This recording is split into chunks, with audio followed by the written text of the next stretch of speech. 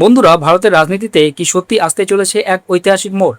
এমন একটি সিদ্ধান্ত কি সামনে দাঁড়িয়ে আছে যা শুধু সংসদের সংখ্যা বদলাবে না, বরং দেশের রাজনৈতিক সমীকরণই পাল্টে দিতে পারে? হঠাৎ করে কেন লোকসভায় আসন বাড়ানোর আলোচনা? কেন 543টি থেকে সরাসরি 850টি আসন করার কথা বলা হচ্ছে? আর কেনই বা মাত্র 3 দিনের বিশেষ অধিবেশনে 3টি গুরুত্বপূর্ণ বিল পাশ করানো তাড়াহুড়ো? তার থেকেও বড় প্রশ্ন, কেন দেশের দুই মুখ্যমন্ত্রী প্রকাশ্যে প্রধানমন্ত্রীকে শুধু চ্যালেঞ্জই করছেন না, সরাসরি সতর্কবার্তাও দিচ্ছেন? এই পুরো ঘটনাকে ঘিরে এখন দিল্লি থেকে চেন্নাই, কলকাতা থেকে হায়দ্রাবাদ, সব জায়গাতেই শুরু হয়েছে তুমুল রাজনৈতিক আলোচনা।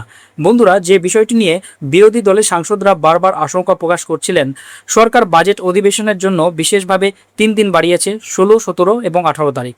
বলা হচ্ছিল আবারও নারী সংরক্ষণ বিল সংশোধন করে পাশ করানো হবে এবং মহিলাদের জন্য সংরক্ষণ নিশ্চিত করা হবে। কিন্তু সরকার যখন এই পুরো রূপরেখা সামনে আনলো, তখন বিরোধী শিবিরের বহু সাংসদ এবং মুখ্যমন্ত্রী হতবাক হয়ে গেলেন, উদ্বিগ্ন হয়ে পড়লেন। আসলে বন্ধুরা, যে প্রস্তাব সামনে এসেছে তা দেখে এমনকি চন্দ্রবাবু নাইডুও উদ্বিগ্ন হয়ে পড়তে পারেন, কারণ সরাসরি লোকসভার আসন 850 করে দেওয়ার কথা বলা হচ্ছে। এর মধ্যে 815টি আসন আসবে বিভিন্ন রাজ্য থেকে এবং কেন্দ্রশাসিত অঞ্চলগুলির জন্য আসন সংখ্যা বাড়িয়ে করা হয়েছে 35। এই বিষয়টি নিয়ে তামিলনাড়ুর মুখ্যমন্ত্রী এম.কে. স্ট্যালিন একটি ভিডিও প্রকাশ করেছেন। সেই ভিডিওতে তিনি সরাসরি প্রধানমন্ত্রীকে সতর্ক করেছেন। একবার নয়, দুবার মুঠি উঁচিয়ে তিনি বলেছেন নির্বাচনের কথা পরে, কিন্তু তামিলনাড়ুর সঙ্গে অন্যায় কোনোভাবে হতে দেওয়া হবে না। যদি সরকার মনে করে যে জনসংখ্যার অনুপাতে আসন বাড়িয়ে উত্তর ভারতের রাজ্যগুলিকে বেশি সুবিধা দেওয়া হবে এবং দক্ষিণ ভারতের রাজ্য, বিশেষ করে তামিলনাড়ুর সঙ্গে অবিচার করা হবে, তাহলে তা কোনোভাবেই মেনে নেওয়া হবে না। প্রয়োজনে রাস্তায় আন্দোলন হবে এবং মুখ্যমন্ত্রী হিসেবে তিনি নিজে সেই আন্দোলনের নেতৃত্ব দেবেন। 1950 থেকে 60-এর দশকের রাজনৈতিক পরিস্থিতির কথা স্মরণ করিয়ে তামিলনাড়ুর রাজনীতিকে আবারও উত্তপ্ত করে তুলেছেন স্ট্যালিন। ভিডিওতে তিনি স্পষ্টভাবে বলেছেন, সংসদে এই 3 দিনের আলোচনায় তারা অংশ নেবেন, কিন্তু যদি মনে হয় তামিলনাড়ুর স্বার্থে আঘাত লাগছে, তাহলে তা কোনোভাবে হতে দেওয়া হবে না। এদিকে তেলেঙ্গানার মুখ্যমন্ত্রী রেভন্ত রেড্ডিও একটি সাংবাদিক সম্মেলন করেন। সেখানে তিনি স্পষ্ট ভাষায় বলেন, এই ডিলিমিটেশন কোনোভাবেই মেনে নেওয়া হবে না। সাংবাদিক আদেশ রাওয়াল বলেছেন, লোকসভার আসন 543 থেকে বাড়িয়ে 850 করতে হলে সরকারের 2/3 সংখ্যাগরিষ্ঠতা দরকার, যা এই মুহূর্তে সরকারের কাছে নেই। তাই এই বিল পাশ করা সহজ হবে না। যদি সত্যি সরকার মহিলাদের জন্য 33% সংরক্ষণ দিতে চায়, তাহলে 543 আসনের মধ্যেই সেই সংরক্ষণ দেওয়া উচিত এবং 2029 সাল থেকেই তা কার্যকর করা উচিত। অনেক সাংবাদিকের মতো একই, এই 3টি বিল পাশ করানো সরকারের জন্য সহজ হবে না। তাহলে প্রশ্ন উঠছে, যখন বিল পাশ করানো কঠিন, তখন কেন এত তাড়াহুড়ো? মজার বিষয় হলো, বিরোধীরা ভেবেছিল নারী সংরক্ষণ বিলের সংশোধন নিয়েই আলোচনা হবে, কিন্তু সামনে এসেছে 3টি আলাদা বিল। প্রথমটি ডিলিমিটেশন বিল 2026, দ্বিতীয়টি ইউনিয়ন টেরিটরিজ ল অ্যামেন্ডমেন্ট বিল 2026 এবং তৃতীয়টি সংবিধানের 131তম সংশোধনী বিল 2026।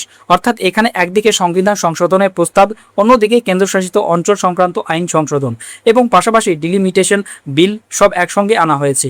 এদিকে তামিলনাড়ু ও পশ্চিমবঙ্গে এই মুহূর্তে নির্বাচন চলছে। ডিএমকে বা তৃণমূল সব দলেরই বহু সাংসদই নিজ নিজ এলাকায় প্রচারে ব্যস্ত, কিন্তু হঠাৎ করেই তাদের সংসদে ডাকা হচ্ছে। কতজন আসতে পারবেন, কতজন পারবেন না, তা সময়ই বলবে। তবে 16, 17 এবং 18 তারিখে সংসদে তুমুল রাজনৈতিক সংঘর্ষ হওয়ার সম্ভাবনা রয়েছে। বিরোধীদের অভিযোগ, সরকার ভেবেছিল নারী সংরক্ষণের প্রসঙ্গ তুললে ডিলিমিটেশন নিয়ে বিরোধীরা সরাসরি বিরোধিতা করতে পারবে না, কারণ তখন বলা হবে মহিলাদের সংরক্ষণের বিরোধিতা করছে বিরোধীরা। কিন্তু বিরোধী শিবির বলছে বিষয়টি আসলে নারী সংরক্ষণের নয়। মনে করিয়ে দেওয়া হচ্ছে যে 2023 সালেই সর্বসম্মতিতে নারী সংরক্ষণ বিল পাশ হয়েছিল। তখনই কংগ্রেস নেত্রী সোনিয়া গান্ধী বলেছিলেন, এসসি, এসটি ও ওবিসি মহিলাদের জন্য আলাদা সংরক্ষণ রাখতে হবে এবং যত দ্রুত সম্ভব তা কার্যকর করতে হবে, যাতে 2024 সাল থেকেই তা চালু হয়।